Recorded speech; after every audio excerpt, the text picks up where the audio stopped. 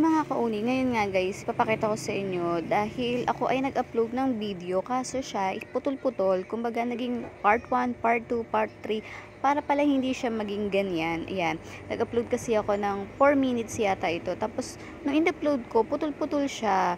So hindi ko alam kung ba't siya nagkakaroon ng mga part 1, part 2. So kaya pala ganoon is dapat pala meron akong tino-turn off. So, ipapakita ko sa inyo kung paano mag-upload ng long video nang hindi magpuputol-putol yan.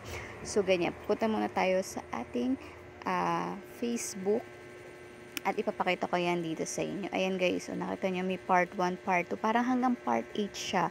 So, dapat pala ganito guys. So, today, ang pakita ko sa inyo is kung paano mag-upload ng long video na hindi siya magpuputol-putol at hindi siya magkakaroon ng part 1, part 2, part 3, and so on. So, kasi nung nag-upload ako, ganun yung nangyari sa video ko. So, ano lang naman siya, 4 minutes, tapos nagkaputol-putol siya, nagkaroon siya ng mga part. So, dapat pala is ito turn off natin tong video dito sa ating Facebook. So, punta tayo sa aking Facebook, sa pinaka-Facebook natin. So, yan. Tapos, ipapakita ko sa inyo, mag-upload ako ng video, yung long video. So, ayan, hanapin ko lang dito yung aking long video. So, yung upload natin is yung mahaba-haba.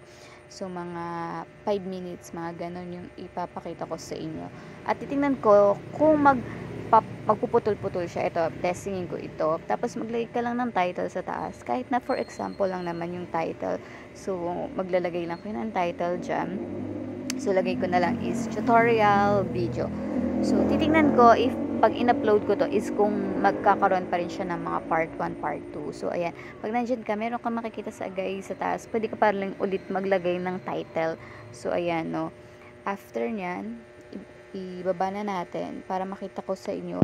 Ayan guys, meron na pala dito nakalagay na add playlist. Pwede ka na palang gumawa ng playlist mo. Kung may marami kang mga long video, pwede mo pala yan gawin. Tapos bababa ka lang dyan. Ayan, i-create mo lang na mga playlist. Tapos ito yung pipindutin natin, create playlist. At ito yung sinasabi ko sa inyo na kailangan i-turn off nyo para hindi magkaputol-putol yung long video na i-upload natin. At pag okay na yan, naka-turn off na, share na natin. At papakita ko sa inyo kung magkakaputol-putol yan. So, ito yung ina-upload ko.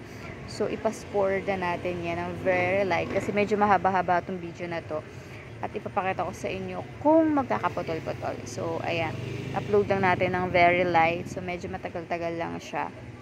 So, kaya pala nagtataka ko bakit siya dumami. Yung video na in-upload ko, isa lang naman yun. Yung pala, kailangan palang i-turn off siya. So, ayan. Medyo matagal lang siya ng konti. Ayan guys, na-upload na. At pupunta ako dun sa pinaka-profile natin. So, doon natin makikita kung nadagdagan ba yan or dumami.